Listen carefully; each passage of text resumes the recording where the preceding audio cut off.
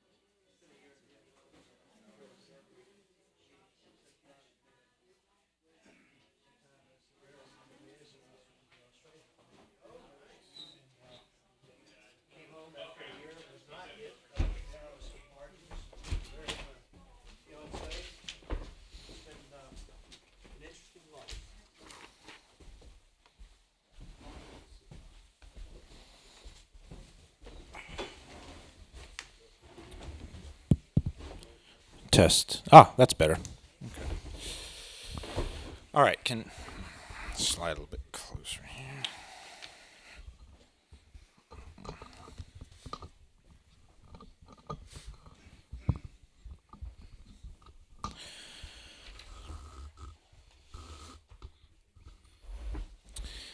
Test. Okay, so can everybody hear me okay? All right, very good. All right, everybody. Well, welcome. I want to thank everybody for coming out in this series, in the third of our series of events that we're working with the Barnes of Rose Hill and the Berryville 225th Commission on. My name is Nathan Stalvey, the director of the Clarke County Historical Association. And for this week's talk, it is my distinct honor to moderate this discussion on Clarke County veterans. We've got with us today veterans from 3 different wars. And before I get to them, I just want to point out that please visit the Clarke County Historical Association's website, Barnes of Rose Hill website as well, and our social media pages. See the events we've got coming up. I know that the Barnes have some great concerts coming up. Don't forget their gala coming up on June 3rd. For CCHA, we have our big Art at the Mill show coming up on April 22nd. And then right after that, we will be having our mill open for grinding again in May, beginning May 13th. So we hope you all decide to follow us, become members at our organizations, and we're always looking for volunteers if anyone's interested. So I want to introduce our speakers today, and I'm going to start with my left here. This is Louis Ewing, U.S. Army and Korean War veteran. He held the rank of sergeant. He is the former Bank of Clarke County president, and he is active in the Korean War Veterans Association. To his left, Doug Thomas, U.S. Army and Vietnam War veteran, rank of first lieutenant, 1965 VMI graduate, and a member of the VFW Post 9760 here in Berryville. And last but not least, Jonathan Westbrook, U.S. Army and Iraqi War veteran, rank of lieutenant colonel, moved to Clarke County after his last overseas tour in 2021 and is a member of VFW Post 9760 in Berryville as well. So, gentlemen, welcome. It is an honor to be interviewing you today for this, and we hope you share some stories with us. So I want to start by first saying, what are your ties to Clarke County? Start with me? Yeah. Okay. Can you all hear me? Okay. I go back to, 1983, when I was working at a bank in Winchester, the old Shenandoah Valley Bank, and the Bank of Clarke County ran an ad in the newspaper looking for a president and CEO. So I answered it along with a lot of other people, and for some dumb reason they hired me rather than some of the other guys. But anyway, I came to work at the Bank of Clarke County in July of 1983, and as president and CEO, and worked there until 1999 when I retired. I stayed on the board for another 10 years, I guess, and retired from the board in 2010 when I got too old. They have a mandatory retirement age. They kick you off the board at a certain time.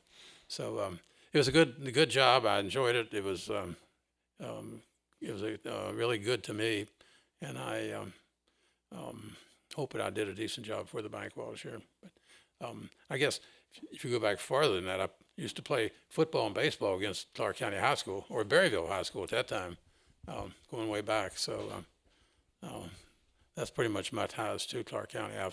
While I was here, I was involved with a lot of the organizations in Clarke County, the Ruatan Club, and back at that time, the Chamber of Commerce, they had a Berryville Clarke County Chamber of Commerce. Later on, they've joined the top of the Virginia Chamber.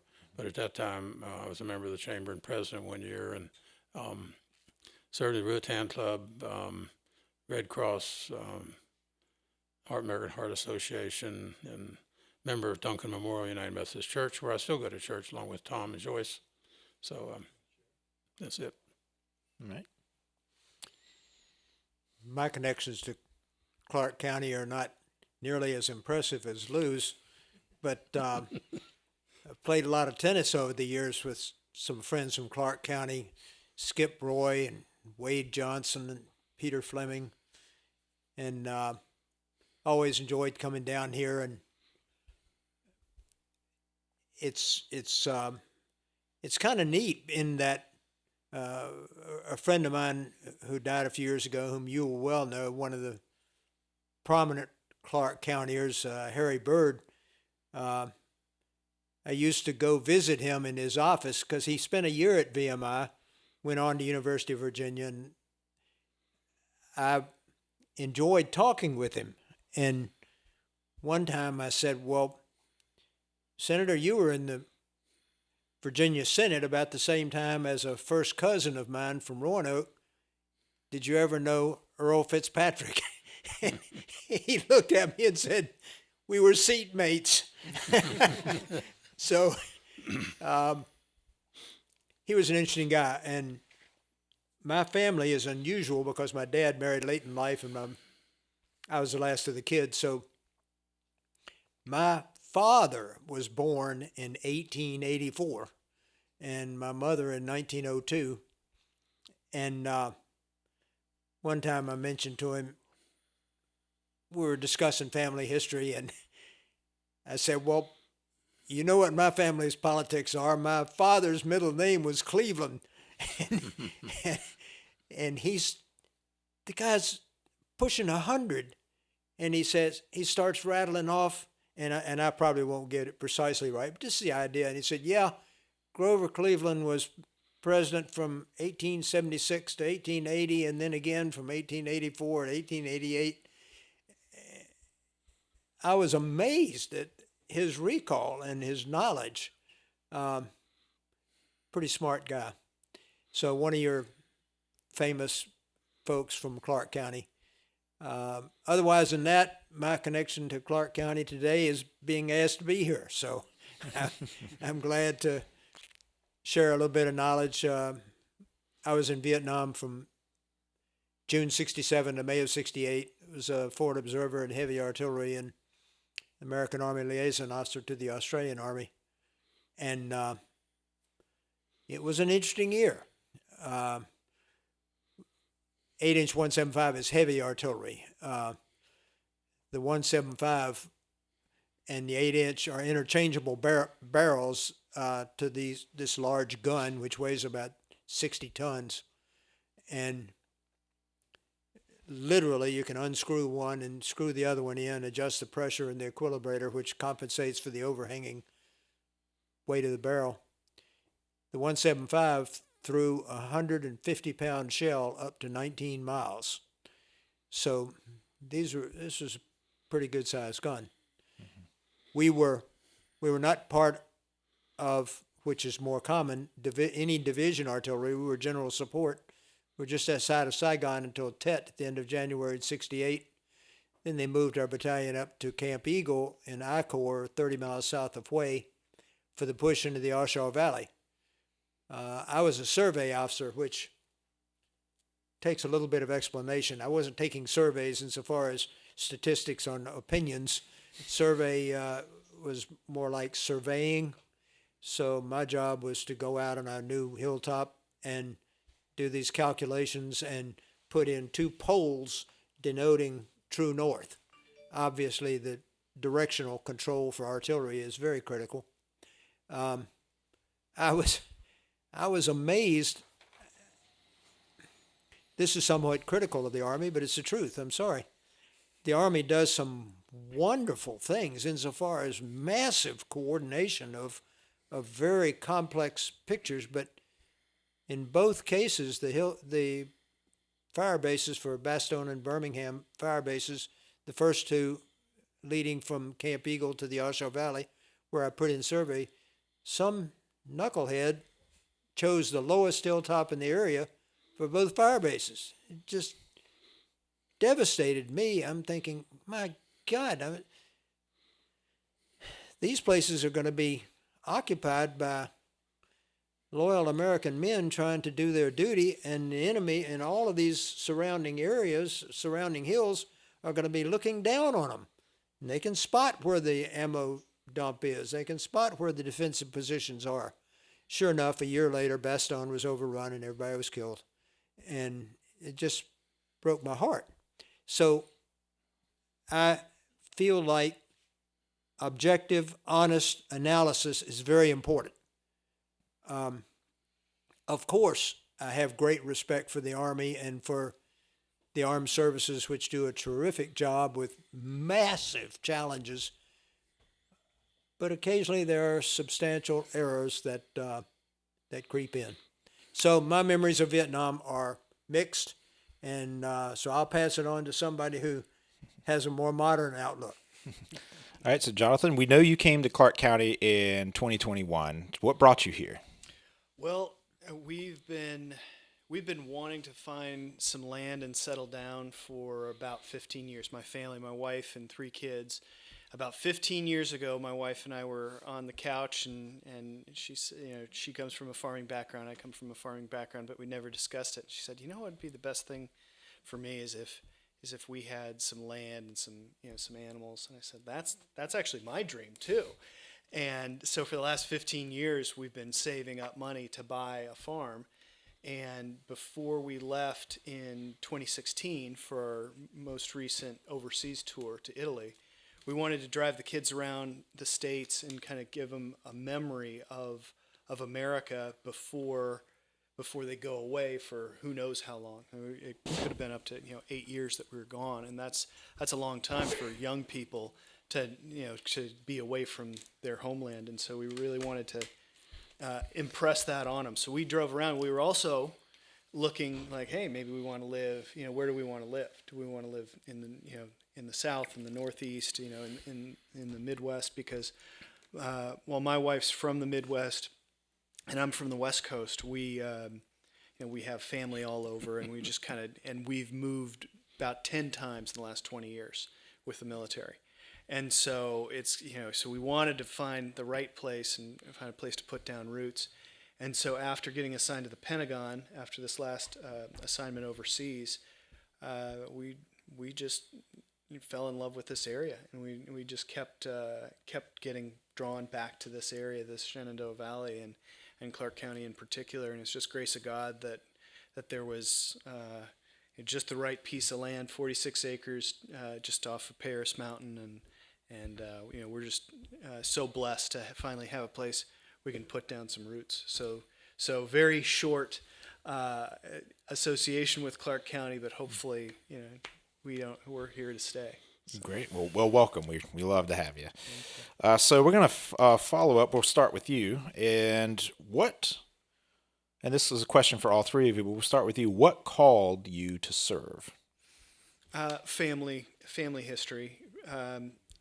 So every male in my family, as far back as over 1,000 years ago, we can point to. That guy was in this war. There's the Battle of Hastings. There's the Revolutionary War, and on and on and on, up till B-26s in World War II, or storming the beaches of Iwo Jima on the other side of that conflict. And so that sort of tradition of service just runs deep in our family. And then and so my brother, he's in the Navy. I'm in the Army. Our dad, Air Force, grandfather, Marine Corps. So we try to keep it.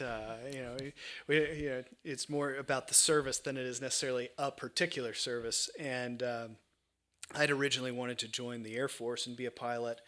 I wasn't that good at or interested in math. And so Dad's like taking me to the Air Force Academy, and I'm looking at all the curriculum I'm gonna have to do. It's a little bit much. And so around that same time, I get a call from an Army recruiter in the reserves saying, "Hey, you should think about joining the Army." I said, "Well, I'm gonna go to the Air Force Academy and all that." And she said, "Well, you can do that. You can still go to the Air Force Academy when you're an Army reservist." So I thought it'd be better to if I'm going to be an officer, I want to understand what it is to be on the other side of giving the orders. I want to be the one getting the orders and see what it's like to be, to see what sort of leaders I like, and be able to feel from that perspective. So I said, okay, I'll try this Army Reserve thing. Be a private in psychological operations. That sounds cool. I don't know what that is, but it sounds cool. And it was a great experience, and it was such a good experience of camaraderie that I decided to join the Army instead and stay in the Army as a career. And so family, family tradition, the service, and just personal interest, and then it kept my attention for 20 years. So that's good. I have to say, as far as the Air Force goes, I was very lucky in Myrtle Beach. I grew up right by the Myrtle Beach Air Force Base, and as a kid, I wanted to join the Air Force because we had A-10s and F-16s flying over our house daily. To this day, I know an A-10 when I can hear it, just in imperceptible sounds, like that's an A-10 coming. That was still to this day my favorite fighter plane, the Warthog, the tank killer, and but then it was the math. When I got a teenager and I saw how much math was involved, I was like, oh no. It's not going to happen. No, this is why I'm in the field of history, so I don't have to do that high level. Once you start introducing letters into equations, I'm out. So who's next?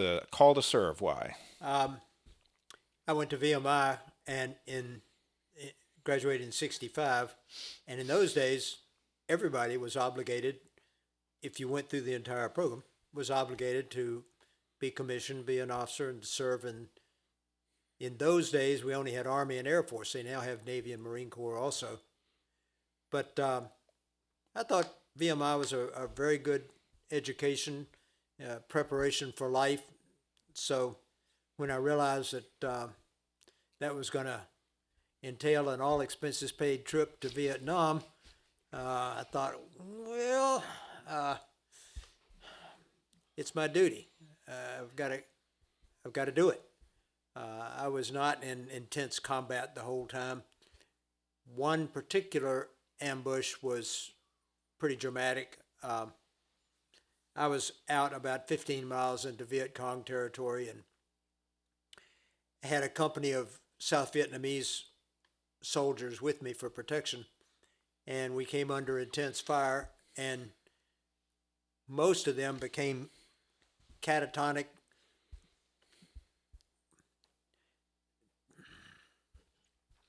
completely petrified, fear, bullets, of course, flying around like flies. And after a few moments, I realized something got to give here. We can't just be sitting here taking intense fire. Nobody's moving. So I said a quick prayer. I said, Jesus, if you'll just get me out of this one, I promise I'll lead the best life I can. So I had to get up and run 50 yards over to the Vietnamese commander, and got down in his face and screamed at him. It was pretty loud. Screamed at him, send some men from this angle and some men from that angle, and get these guys. And he did, and it worked out all right. But the thing that sticks in my mind to a large degree was when I got back to my radio telephone operator, who he and I are on our butts in this rice paddy and keeping as low as we can, but of course the rice paddies aren't, the dikes aren't, but about a foot high, so you're pretty exposed. And I've got to have space to open up my map to call in artillery, so he's sitting about 4 feet from me because the cord from his backpack is only 5 feet long, so we're about 4 feet apart. And after it was over, I said, damn, Smitty, that was kind of tight. And he looked at me with amazement and said, "Kinda tight. I counted 5 bullets passed in between us." Hey. Thank you, Lord. So I entered the Army not because I ever envisioned being an Army officer or a leader in the Army. I have, in recent years, many times done a talk, which I'll do anytime, anywhere, to high school and college classrooms on understanding war. I've studied it for countless hours from many sources, and I think it's important to understand, especially day before yesterday, I spoke to about 30 members of the Virginia Tech Corps of Cadets, and I've done this to VMI classes many times and to high schools in the area. To me, it's crucially important that we train our people to understand what causes wars, what determines their outcome. You get an autocratic leader who's pushing how superior he is and doesn't really know the facts, and next thing you know, he feels like he's entitled to declare war on his neighbors. Well, that's pretty rotten. And if we're decent, upstanding people, we've got to understand that. So I speak as often as I can to groups to try to prepare. And so that's a fairly long-winded answer to your question, but I'll pass it on to Lou. Right. Okay. I was wondering when you were stop. You got me fired up, and then okay. I'll try to keep the questions not, to get you fired up. I'll ask some more bland ones later. Okay, my background's similar to Jonathan's over here. I guess my grandfather, 7th generation grandfather, I guess, goes back a long ways, immigrated from Ireland to the States when he was just a kid, and they settled over in Frederick County. And during the French and Indian War, he was in a company over there, the Frederick County Militia, serving with George Washington, who was the commander of that unit. And he was a little bit too old when the Revolutionary War rolled around, so he kind of served as a patriot during the Revolutionary War, supplying goods and services to the troops. But then moving on down the line, my great-grandfather was a sergeant in the Confederate Army. He's in the 1st Virginia Cavalry, and he rode a lot in this area around through here, over into Northern Virginia, up into Gettysburg and around this area during the Civil War. And interestingly enough, my dad was to report for duty during World War I on November the 12th, 1918, the day after they signed the armistice or peace treaty. So he missed World War I by one day, and somehow they got word to him to not report. They didn't need him, so he missed World War I by one day. During World War II, I have a couple brothers-in-law who served in the Navy in the South Pacific.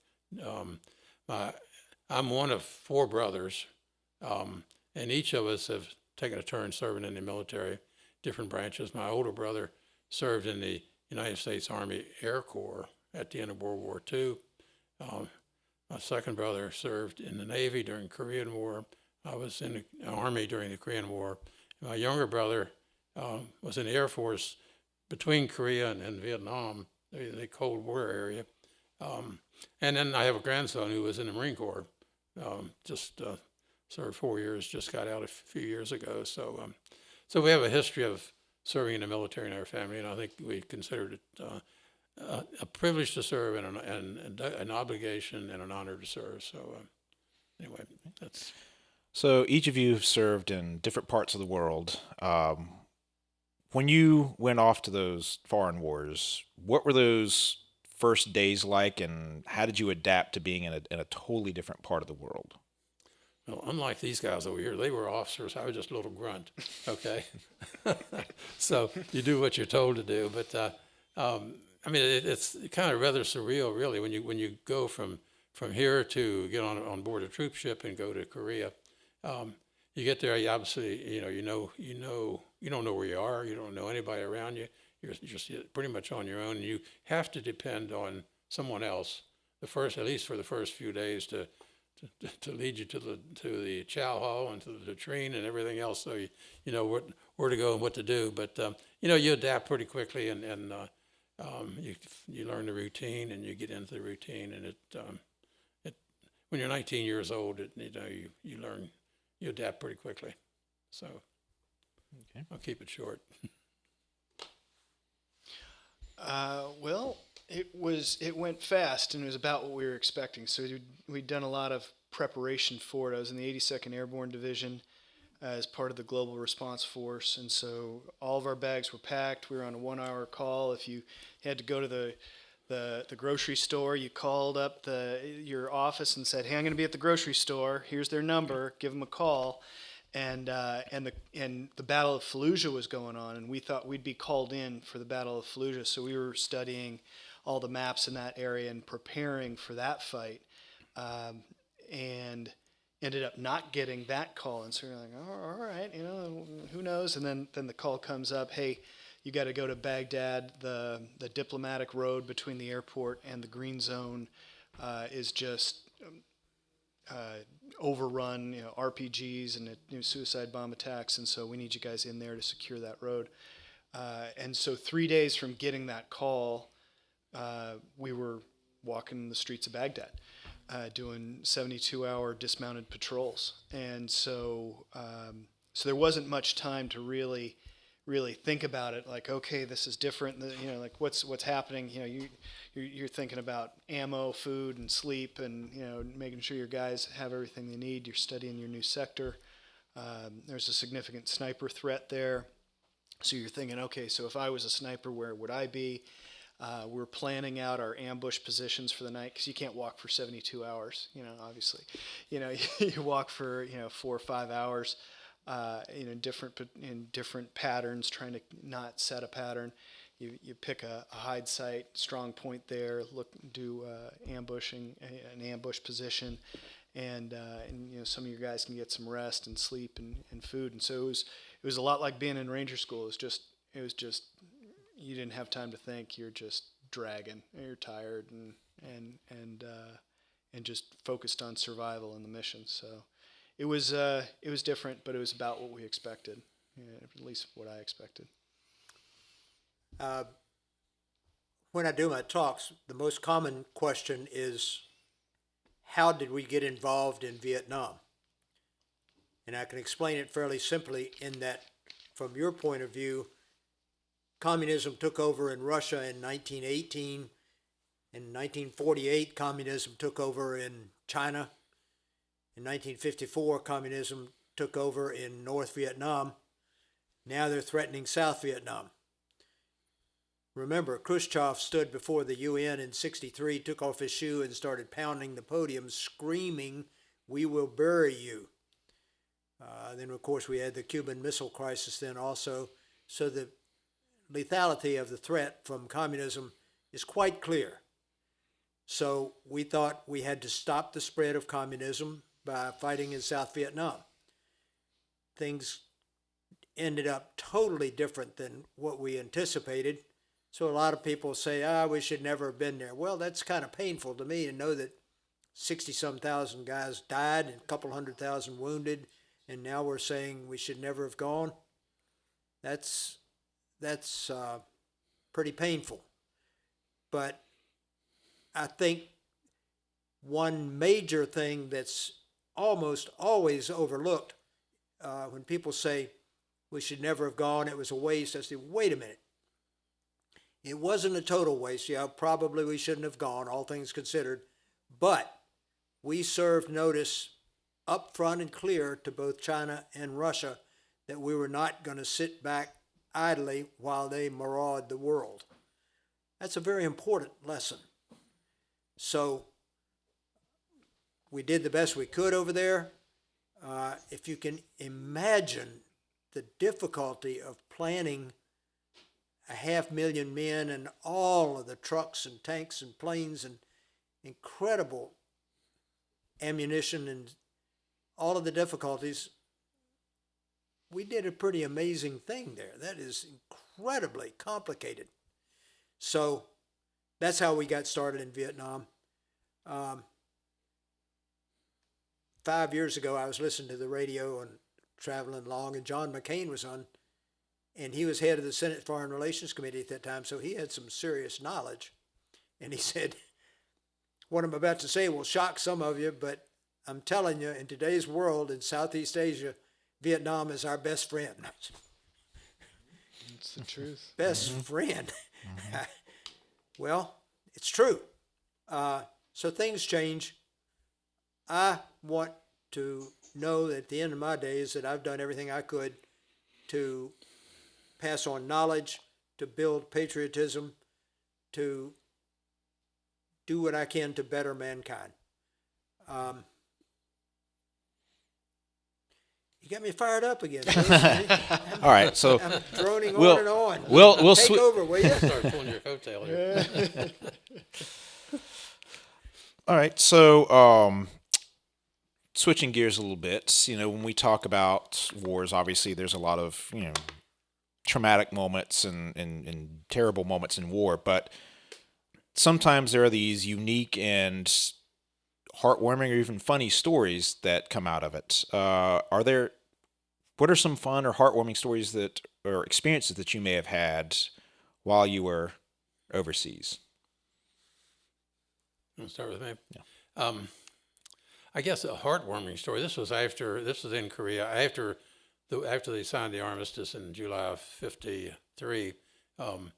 We were still there, of course, and obviously by that time all the roads were totally destroyed by artillery and bombs and whatever, and the railroads were destroyed pretty much. So the best way to travel was by air, and the best way to travel by air was by helicopter, and that's what I was in a company of a helicopter company. We had 21 H-19 helicopter companies, which was a cargo type helicopter that you could haul. You could haul people in the cabin, or you could haul supplies in a sling under the helicopter. I was TDY in Busan for a few months, and it's over Christmas, and somebody, I don't know who got the idea that we were going to fly out to a leper colony. There was a colony of lepers just off the south coast of Korea, and we flew out there on Christmas Day, and we had Santa Claus in the cabin with his bag of toys and stuff, and hauled him out to the leper colony, landed there, and he got out, and just to watch all those young kids come up to Santa Claus and have Santa greet them and give them gifts was a very heartwarming experience. That's nice. I can give you another experience. It wasn't heartwarming, but it was interesting real quickly. Again, normally on Sundays, we didn't fly much on Sunday, but one Sunday morning, somebody came to my tent and said, report to flight headquarters, you have a flight coming up in a little bit. So I went over there, and they said, you got a flight at 9 o'clock or whatever time it was, and said, bring your swim trunks and don't bring any cameras, which is kind of unusual orders. Bring your swim trunks. So we did that. The pilot and I got in a helicopter. We flew down to Seoul. We picked up General Maxwell Taylor, who was the commanding officer of all the troops in the Far East at that time, a couple other generals, and 3 nurses. And the nurses had some baskets of stuff, and so we loaded all that stuff in a helicopter. We flew up to the east coast of Korea, where they had a nice sandy beach up there. We landed on the beach. Everybody changed into their swim trunks and went swimming into the Sea of Japan. And none of the generals wore stars on their shorts, so on their swim trunks, so you didn't know a general from a private at that time. So we had a good time. They treated us really well, the crew really well. We had a nice picnic lunch on the beach, swam for a while, ate, swam for a little bit more, loaded everything back in the helicopter and took them back to Seoul. And the last order we had from General Taylor was, this is a top secret mission. You do not discuss this with anyone when you get back to your company. Nice. If you do, I personally will court-martial you. Yeah. The statute of limitations, so he can. Yeah, talk that was about good it to now, say. yeah. Statute of limitations passed on that. It's been declassified. Yeah. That's fine. No, he's long since Yeah. then. So My favorite enjoyable part of my tour was when I served as American Army Liaison Officer to the Australian Army. That was nice duty. Sat at the colonel's table for supper, linen tablecloth, fresh bottle of wine. You don't get that in our Army. Our Army was more like, next can of sea rations, please. And the Aussies had a flair that I enjoyed. And every once in a while, I'd drink a beer or two with the Australian lieutenants. I couldn't hold a candle to those guys insofar as drinking beer. I mean, they drink beer from the cradle. And I remember one time in particular, their beers came in a 13 1/3 ounce can, a third of an imperial quart. Tui's, Flag Ale, Foster's. I had one of these, and I had to go on duty in the command post that night at midnight, and I had one beer, and the Aussie lieutenants are saying, "Oh, come on, mate, have a few more." And I said, no. And there's not going to be any headlines in the paper tomorrow about me being drunk on duty. But they could drink that stuff like I drink water. Nice guys, thoroughly professional. The biggest difference I can give you is that when we come in from a mission, we stack rifles and clean them and do all this stuff. When the Aussies come in, they kind of throw the rifles in a pile and head for the bar. It's a little bit different flavor. Yeah. Well, a funny story, a lesson that I learned as a platoon leader. So after Baghdad, we moved up to Mosul. There were some issues going on there, and so we served with the Iraqi military to help secure one of the first elections, the first election in Iraqi history. And in that time, there were some firefights and a little bit of get to know, letting the enemy know who we are and them trying to test things out. But by this time, things had calmed down. They'd kind of figured out who we are and skipped town. But I'd lost my forward observer sergeant to an injury. We had a roadside bomb go off, and he was injured. Had to go back and get cleaned up. But his assistant, Private Richards, had been fired from the Ranger Regiment for being a little bit too much of a wild man. But he was really good at his job. And this guy is really high-strung, Richards. And so we're driving one night. We've got our night vision goggles on. There's these fields of these fields for agriculture, but we're on these bermed up little dirt roads. On each side of them, they have open sewage ditches. And so as we're approaching an intersection, I say to Richards, turn left, I said turn right, and before I could say at this intersection, Richards just put the car right into the ditch, and so I've got all this raw sewage coming up on my side, and I'm doing this, I'm like, okay, yeah, I'm never gonna have that boot. Yeah, I'm gonna have to throw those boots away, and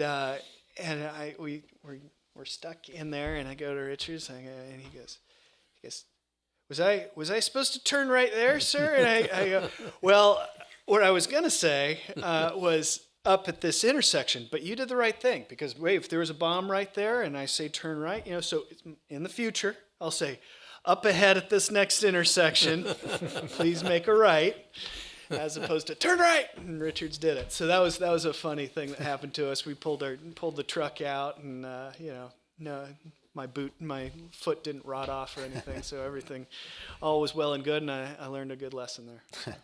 Well, I did an oral history with, I'll share a funny story for the three of you. I did an oral history with a gentleman one time from Clarke County who was about to serve in World War II. He bragged that when he was in high school, Berryville High School, he took typing. He was the only, think about it, in the 1940s, and you're a guy, you don't take typing. That's what all the women do. But he says, hey, when you're only guy in a class full of women, why wouldn't you want to take that typing class? So he took typing. So he goes off to serve in the war. He's in training. He's in the Azores. And as he's on the ship coming over to Europe, they get word on the ship that the war's over. So once they land in France, they turn back around. He heads back to the Azores. And his commanding officer says, we've got two options. You can either enter the officers program or we can discharge you and you can head back home. And he says, well, honestly, I want to go back home. I've got a girl waiting on me. And so his commanding officer says, well, you're going to have to probably wait until Monday because all of our secretaries are gone. There's nobody to type up your discharge papers. It's like, well, actually, I took typing in high school, so he typed up his own discharge papers. He discharged himself. I thought that was pretty interesting. Certainly a fascinating story. So tell us about some of the personal connections you made while serving, and are you still in touch with some of those people that you made those personal connections with? I don't know. I think these guys, I don't know if they would agree with me or not, but it seems like when you're in the military, everybody you meet, it becomes personal. Mm-hmm. It really does. I think a term came out of World War II, band of brothers. Mm-hmm. And you really are a band of brothers. Everybody that served in the military, no matter what branch you were in, when you served, you're a brother. Mm-hmm. And it's amazing. So, but personally, some of the people that you get to know, I think you mentioned earlier, we have a Korean War Veterans chapter here in Winchester that I'm very involved in. They're both deceased now, but we had two gentlemen in our chapter who were prisoners of war in Korea. One of them was a prisoner for 34 months and the other one for 33 months, almost the entire war. And to hear them tell some of the stories some of the things they went through as POWs, some of the things I couldn't tell in here today with the ladies present, but it was a rough situation for those guys. So you develop all the respect in the world for those people and what they went through, and then I one of my tent mates from Korea, we maintained contact for years. When we got back home, he visited us at our home. I visited out at his home. But unfortunately, he died last summer, so I've lost that contact. But once you are in the military, you develop that camaraderie with your fellow veterans, and everyone is special. I had three friends that I would kind of answer that question with.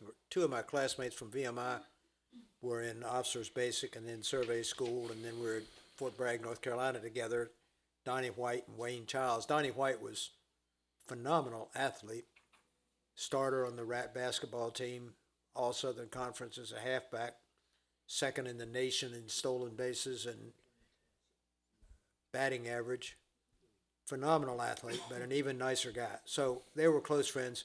And I only served with one West Pointer in the service. We did a 2-week jungle orientation course in Panama before we went over to Vietnam because it's similar topography and weather. And when I saw his name, very unusual name, I knew instantly who he was. He had been quarterback of the West Point football team. And I think his famous game was in '64 when he was driving the Army team down to score in the Navy end zone. And he got down to the 1 yard line and time ran out. Named Rolly Stitchway. Nice guy. So we kind of became friends. And then when I went to Oakland for the personnel processing to go overseas, he was there. So we had lunch at Fisherman's Wharf in San Francisco, and then we flew over to Vietnam together. And I know he came back okay because I've seen his name in the newspaper. But as fine a guy as you'd ever want to meet. I'd like to see him again sometime, but he's in New York City, and I haven't had any contact with him since. But I'd like to see him again. Yeah, and I stay in touch with a lot of the guys that I served with, and an interesting aspect for me of counterinsurgency is that we were working with the Iraqis quite a bit. And on my fourth tour, I was in the 25th Infantry Division. We were in Samarra, and that was just after the Sons of Iraq had kind of the Sunni tribes had decided that Al Qaeda in Iraq was no longer welcome in their area, and so they turned and joined sides with us. And so working with the Sunni tribesmen very closely, where really they were in charge, they were in the lead, and we were helping them, as opposed to kind of dragging them along. Similar stories to your ambush story. I had similar issues on a couple of deployments with Iraqi units, just trying to get them moving. But by the fourth tour out there, these tribal elders and all of their people were really controlling their communities and keeping their communities strong and safe. And I worked with the mayor of Samarra on reconciliation projects, and so we became close friends. He took me on a tour of some of the ruins, some of the old sites in Samarra, and then one of the sheikhs adopted me into his tribe. And so I'm Naqib Musalaha al-Nisani, so that's Captain Reconciliation of the Nisani tribe. So so that was a something that was unexpected after three pretty intense combat tours, to be in more of a personal relationship building and supporting role on that fourth tour. And so that really made it very special to go through that. And that was 2008, 2009, and having seen it in 2004, 5, 6, and 7, and seeing it kind of devolving, really. We'd go to a place, be good, we'd go somewhere else. That place we just came from, would go back to being bad, we'd make this one good, and just seeing the general trend line going down, it was really buoying to see the Iraqis taking responsibility for their own country, their own community, their own security, and being very good at it, and just getting to know them as people. And so that was good for that fourth tour. Yeah. So a couple more questions before we turn it over to the audience to ask questions. One, what was it like, and what did you do when you came back home after serving overseas? I think I talked earlier about the fact that I was president of Bank of Clarke County. I came back, and I think it was 1959. I went to work for the old Shenandoah Valley Bank in Winchester, and I started out there as a teller and kind of worked my way up through the ranks there, and ended up in 1983 when I left Shenandoah Valley Bank and came over here. I was senior vice president and cashier of the bank, in charge of operations and finances in that area. And then came to Bank of Clarke County and served 16 years as president of the bank, and then stayed on the board for another 10 years. So I guess I spent about 50 years in banking, so altogether. Okay. So, all right. Good life. It's good to me. I came back and married my fiance, who was a beautiful and wonderful woman. We had twin sons who done well, and I ran Doug Thomas Construction Company for 35 years. Most of my work was fairly straightforward, building houses and additions and so forth, but I did hit the jackpot one time. It's kind of a long story why. A certain project was difficult, but it came out real well, and I was nominated for and named the National Builder of the Year with Builder Magazine. So I was real proud of that. Kind of a sad ending. My wife's dementia got so bad that I had to put her in a long-term full care facility last year and damn near killed me. She is just a wonderful person. But life goes on, and I feel like it's my duty to be as positive as I can and to rebuild my life and to do what good I can and not get too down. Plenty of other people have had worse, so got to get on with it. It's hard for me to believe it's been 55 years since I came back, but it's true. And I guarantee you, these guys, as well as 99% of the veterans, really look forward to getting back home, and it's quite heartwarming to get back home and know that you survived and so forth and so on. Yeah, absolutely. And you got to try to not think about it too much while you're in combat either. So yeah, I only talked to my wife twice on our first deployment, and so 4 or 5. It was about 5 months we were away from each other, and I only had about 30 minutes of contact with her. Coming back, we had about 7 months between that and the next time we went overseas, and so just trying to reintegrate with her and get to know her and see how she's been doing, and then deployed again up to northern Iraq for my second time, and I get an email that says, "You really need to call me," and so I do call her, and she says, "Hey, I'm pregnant," and so I was like, "All right, that's good." Got slaps, all around in the headquarters, and then back out on the streets and working, and then we came back from that, and so my son was born, while I was back stateside, so that was great, and just trying to balance.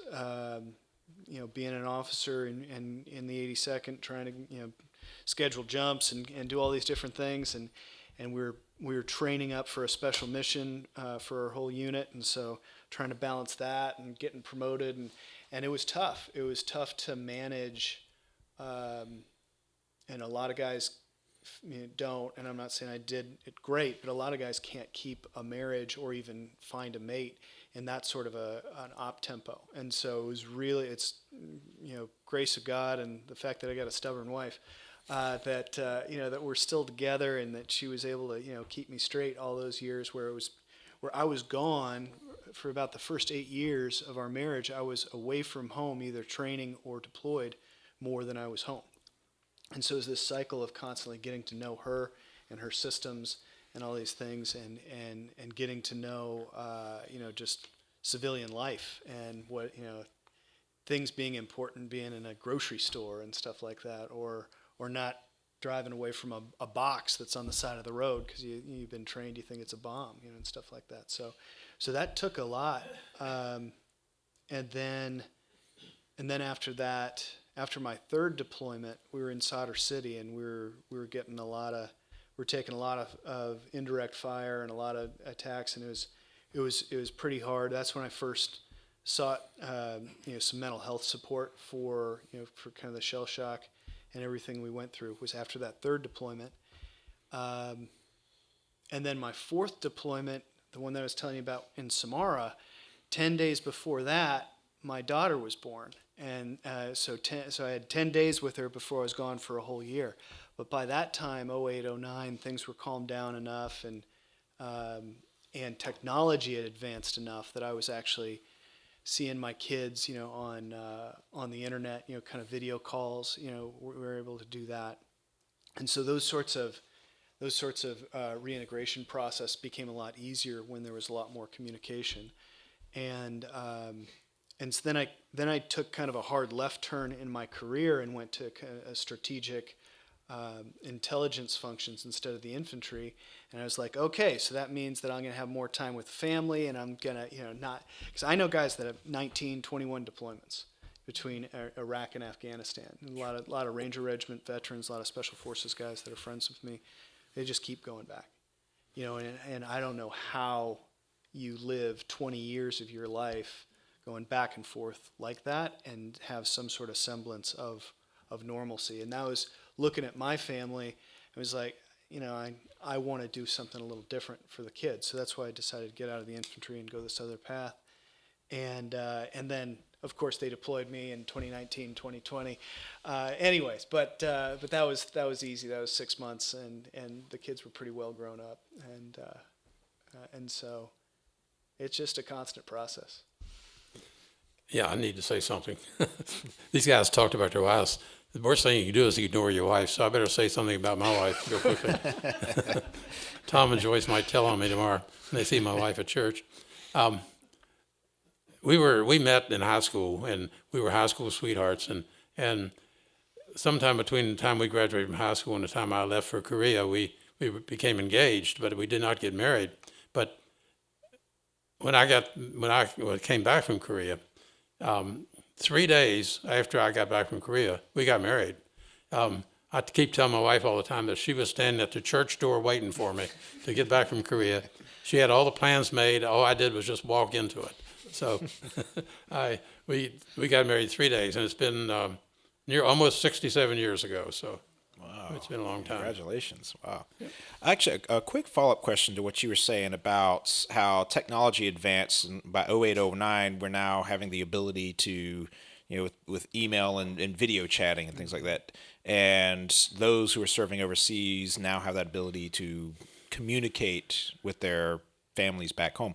Do you think that's helped a little bit with morale, or do you think it may even people make them even more homesick? I think it's a two-edged sword. I think there's positives and negatives. We had in my last deployment, everybody has smartphones. They're all connected to Wi-Fi, and some even connect to the local carriers. And so all this generation, that's kind of addicted to screens, stays addicted to screens. It can be distracting, but it can also help them with some of the military tasks they have to perform, because there is a lot of technology interfaces in warfare as it is now.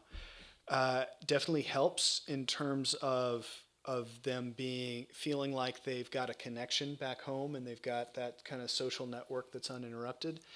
But we, as a company commander, we had a group, a Facebook page where we'd put out information to the families, and we'd encourage some of the all the soldiers to be a part of it. And we see them posting things on Facebook about how they're being treated not right by their sergeant, or how they're in this deep dark pit of despair, or whatever it is. But you'd go up to them and you say, "Hey Jones, how you doing?" And they'd be like, "Everything's great, sir."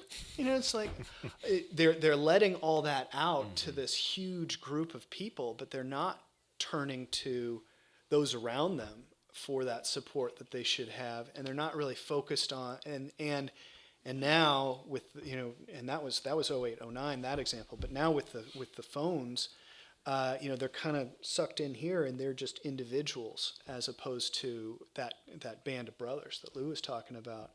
And then there's security implications with that, all that technology as well. We had a soldier who had 12,000 followers on Instagram. And she said, "Hey guys, I know you've all been asking what I do every day out here, so let me show you. Right here's where we keep the newly arrived Patriot missiles, and right over here is the the rockets that go on the helicopters, and this is where the ammo." And so she's got 12,000 people watching this. Who knows, who they are. I mean, you can think of all the security implications just to that one video, and she didn't think about it at all as being an issue.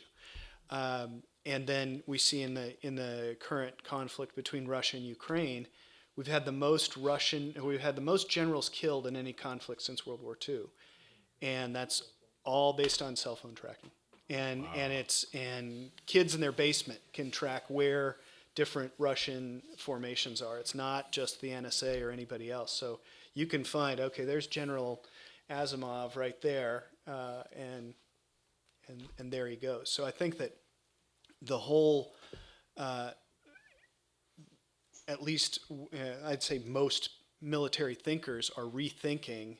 Yeah, it may be good for morale, but it's not good for morale when you're getting a barrage of directed weapons at you that are tracking your specific cell signal. So I think that's going to have to change in the future. Yeah. Wow. That's okay. So last question before we turn it over to the audience to ask some questions. What advice would you give anybody who's interested in serving today? your career. Let's start with him. Well, we got nobody young enough to They'll pass the message along. Pass the They'll pass the message along. that it's it's about service, and you're gonna leave more there. You're gonna give more of you and your body, your mind, your emotions, your psyche, your spirit. You're going to leave more behind than you get back in student loan repayments, or or thank you for your services, or 10% off at Lowe's. So don't do it. Don't do it for the accolades. Don't do it for the money. Do it. Make sure you're doing it for the service. And if you do, then it'll be worth it. I would second what he says. I think it's consistent with whatever your career choice would be, in that don't get into something unless you really want to do that, unless you really are focused on trying to do it well and to succeed. Don't just go into any job for other reasons. Make sure you're dedicated to it. The service obviously brings about a lot of thoughts of patriotism and duty and loyalty, and that's all fine. But there are some difficulties. Travel and time away from family. Getting shot at is not what I really recommend. But long story short, to me, put everything else aside, try to weigh all the factors, plus and minus, and enter the service if you really want to. You want to be able to be committed to it. I can't add a lot to what they've already said. Military life can be a good life if you got your mind and things geared to that type of life. But it's like anything else. You have to give. Well, no matter what kind of job you have to give 110% all the time. If you do, you'll be rewarded for what you accomplish. If you don't, you could be rewarded for what you don't accomplish. But in my case, when I was flying and I was in charge of maintenance on a helicopter, if you don't do your job and do it right, somebody's gonna get hurt sooner or later, and so you better do your job right. All right, well, thank you. So now we're going to open it up to questions from the audience. Yes. First, a comment, then a question. Comment is on the Band of Brothers. This was a term that Shakespeare used coming out of Prince Hell's mouth at the Battle of Agincourt on French soil, where his longbow archers defeated a far superior French force with his small band of brothers. So it goes back before World War II. Long before. Question, I noticed this is all a white male panel. I'm wondering what your perspective is on the current status of the military, where we've integrated not only those of different racial, ethnic backgrounds, but also those who are women as well as men. How has that changed both the challenges that the military faces and the opportunities that it presents to the military?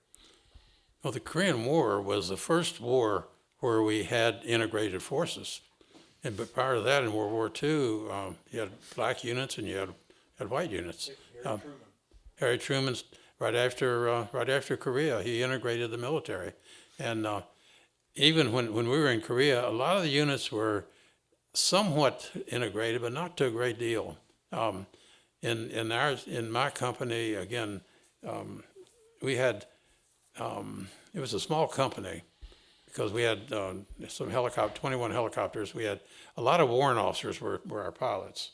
We had a few commissioned officers and then a lot of enlisted men, and then some service people and the only blacks that we had in our unit were the black cooks back at that time. Everybody else was white. So it was we were just getting started in integrating the forces. Some of the troops on the ground that were integrated, and from all I've learned and heard to understand, they got along fine together. These guys came in later and were fully integrated troops. I had very few blacks in my battalion. I'm not real sure why. I guess when you choose your branch, the artillery was not portrayed as being too great. But I have to chuckle a little bit. Having gone to VMI, you're probably familiar with the fact that when we admitted women, it went all the way to the Supreme Court.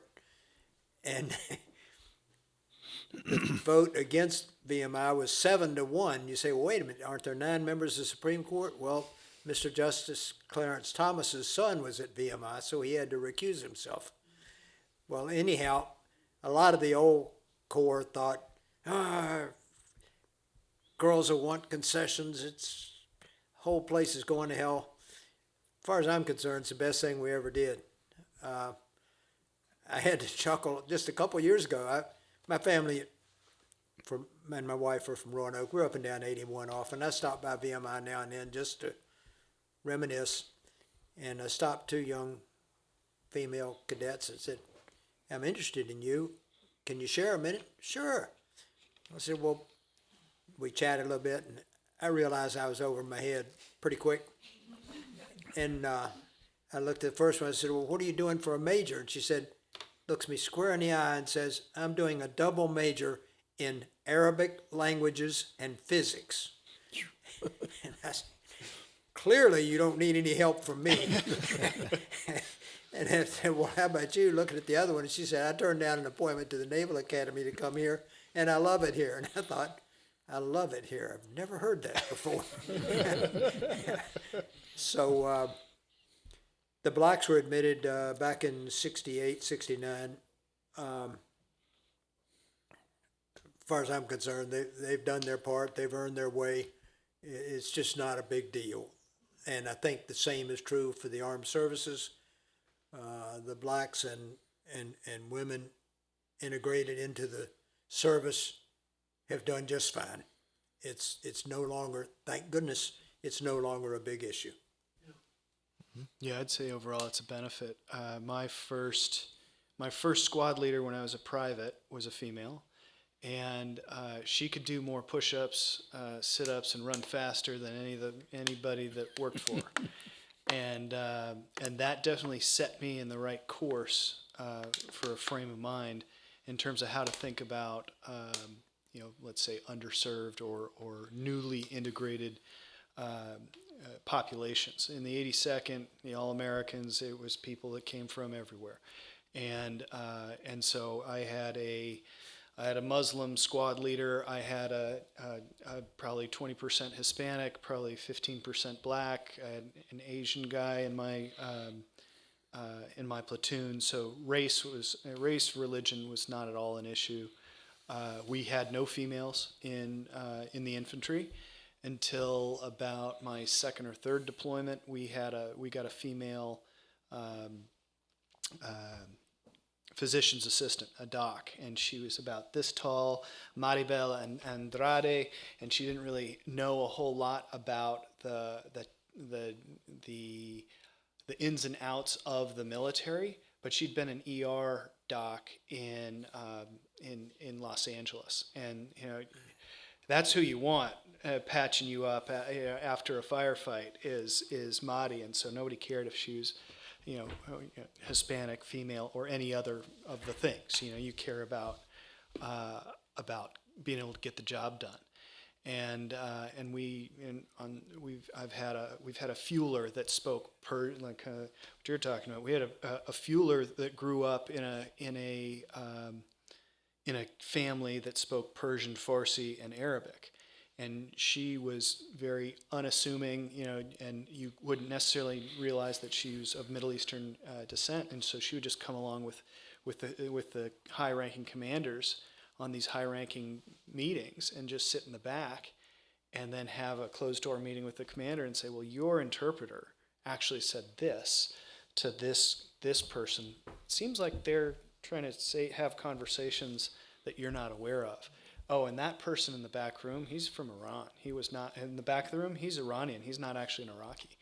And so, I mean, a bunch of white guys that don't speak any languages, I'd take her over 10 of those guys to that sort of a meeting. Now the flip side of that is when we talk about standards. So being a Ranger School grad, everybody is asking me, oh, women in Ranger School, and also being a combat vet, people are like, women in combat. Well, so women had been in combat because it's a 360 battlefield from the start of 9/11. So whether you're in Afghanistan or Iraq, you're in a 360 battle space. And so if you say, well, you're not an infantry person, you're an MP, so you're going to go run a mounted patrol through this area, but you're security, you're not combat. And so we had female MPs on a turret with a 50 cal driving through Solder City, just like my guys were. And so you're telling me that that's not combat. And they all did just fine, by and large. It's not a male thing or a female thing, from my experience, in a lot of modern combat. But I think the phase of warfare we're going into is going to be a lot less mechanical and a lot more physical. And when we look at Ranger School, the Army, any female that would volunteer to go to Ranger School, since they open it up, they would put her on a special duty assignment where she was assigned a personal trainer for a year in order to prep to go there, which they don't do for males. They say, get out there and figure it out. And so it's a struggle. We've got to, we've got to weigh the good with the bad. And I'd say overall, it's a good thing to have diversity. Yes. Who was you with that brag? Pardon me? Who was you with that brag? 2nd Battalion of the 325th Airborne Infantry Regiment. I was a White Falcon. I played 5 years with the 82nd. Nice. In the early 70s. We talk about females. Females never went to jump school. And when I was at Fort Benning, Colonel Welsh, you ever heard of Colonel Welsh? He was the director of Airborne Department. Mm-hmm. When I came back from Nam, I got stationed there, and there was no females in jump school. But when they had the desk, lieutenant came in, female. She said, I want to see you, good colonel. I said, for what? She said, I want to go to jump school. I said, oh, hell. So the man called her back. He said, what do you want? She said, I want to go to jump school. So, make a long story short, she started with me going through jump school. And my boss was, when I was at Fort Benning, was Colonel Howard, who was Medal of Honor winner. And he was at ground week at jump school. And you talk about Ranger School. He had the Medal of Honor, had every medal in the world. And one day he said to me, he says, you know what I'm going to do? He said, I'm going to go to Ranger School. I said, you're nuts. We could talk. He was a captain at that time. And he says, you know what? He says, I got a good idea. He says, why don't we go together? I said, I know you're nuts. Are you asking me or telling me? He said, I'm asking. I ain't going. So I said, I don't have to go to Ranger School, be miserable. So he goes to Ranger School, and 75th Rangers, and there was little things between the, and so he went and graduated naturally, but Colonel Howard, Captain Howard, he retired as a full colonel. And the first 2 women went through jump school.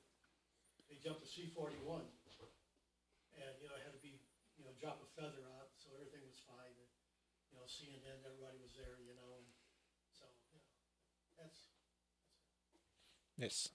Yeah, to address the question this gentleman had about integration in the military by Vietnam, the problem you had with aviation, special forces, all these things, were failures of the education system in the civilian world. Brought these people into the military, particularly the draftees and conscripts, with inadequate education skills to do the stuff they had to do to be aviators or special forces. And I have a question for this gentleman. I hear all these horror stories about how long it takes to get anything done. People waiting 6 months to get a Purple Heart, it's pinned on in a hospital in Germany. Are these true, or are these just horror stories that we're hearing? Well, I can only speak to my experience and to people that I know and have talked to, and the military's admin system in general is very poor, at least the Army's, and actually everybody I know in the Navy agrees. In terms of awards, I've seen impact awards and Purple Hearts pinned on in combat. Getting the paperwork on the back end, you never know. That's a long story. When I retire, I'll find out if I get credit for my combat infantryman's badge. But I don't really need to ask an administrator for permission to say that I'm a CIB holder. I know it, and everybody that served with me does too.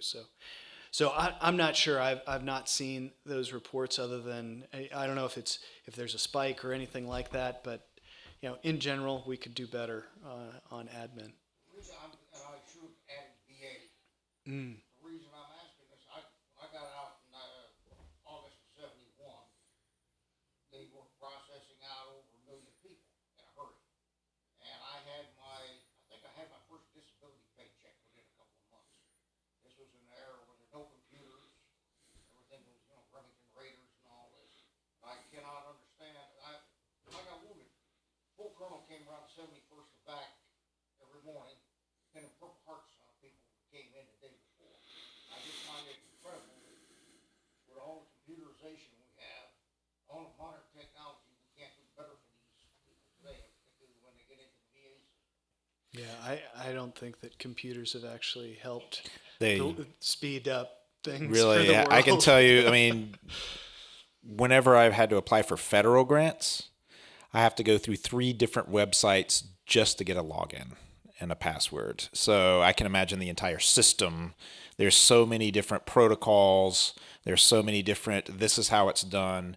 And a lot of times if you want to change something, and especially technology in the military, if it has to change something, it's not just, it can happen like this. It has to go through this lengthy process.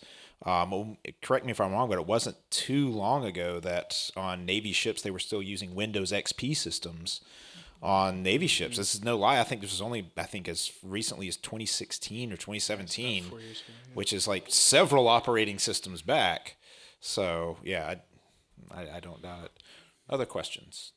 Yes. I just had a comment. Thank you all for your service very, very much over the generations.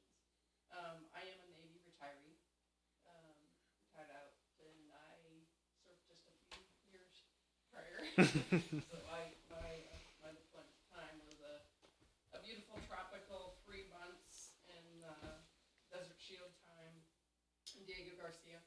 Supporting those, and it just took me a few days to go around robin in the Middle East to understand the value of our freedom in this country and why it's important. And as far as passing it on, that's what I try to share. Is many of us and many of our kids don't have that experience of what's it like to have an elderly gentleman admonish you in his own language and with his eyes for existing. I experienced that as a woman in Saudi Arabia in the 80s. I mean, they're still whacking off people's fingers. So I try to share through that how valuable it is and the sense of freedom and what that means for us in our country. And each one of you has played a pivotal role in that. My experience is so benign. I call it benign. Yeah, I served. Yes, I retired. But I didn't have the horrors that many of you have experienced. And probably won't talk about, and that's fine. That's yours. But appreciate everything you've done. So thank you very much. Other questions? Yes. Given the spread of time over when you all got out, after your discharge or your retirement, have you had many interactions with the VA, and how did you feel like you were treated by the VA? I've had interaction with VA at their hospital and their medical facility, and it's been fantastic for me. I have had no problems at all with the Martinsburg VA hospital. And their clinic here in Winchester, Stevens City. I don't do a lot with them, quite frankly. I primarily get my medications through them, my glasses through them, hearing aids. But everything I've asked them to do for me, they've done, and done it on a pretty timely basis too. So I've had great experience with the VA. I had an unusual experience with the VA. Several years ago, I decided to investigate what things I might be available for. So I went up to Martinsburg Hospital and gave her my information. And she looked at me and said, "You're not in our files. We never heard of you." So I did some investigating, basically calling the Pentagon. Turns out my records were in the St. Louis Records Depository that had the massive fire 30 years ago. So that explains why I never heard a peep from the VA. I was kind of curious. Well, anyhow, they were able to resurrect my DD-214, and when I got that, I took it back to the VA, and they could not have been nicer. They were very effective, very reasonable, positive experience. I've had no dealings with them yet. Fingers crossed. Yeah, I know they got the second biggest budget in the federal government right behind the DoD, so we'll see how that all works out. I also got a VA loan through them, through the VA back a long time ago, back in the 50s or late 50s. So they've treated me great. I can't have no problem with the VA at all. All right, we got time for one or two more questions. Any other questions? All right, well, thank you all for coming out, and thank you. Let's give a big round of applause for our speakers today. And again, I encourage you, check out the exhibit downstairs on Berryville's 225th, and check the Barnes website as well as Clarke County Historical Association's website and social media. And we're always looking for volunteers. So thank you all for coming out. We'll conclude our lecture series next week when we look at the history of Clarke County schools. So be sure to be back here at 1 o'clock for that. Thank you all, and thank you for coming out.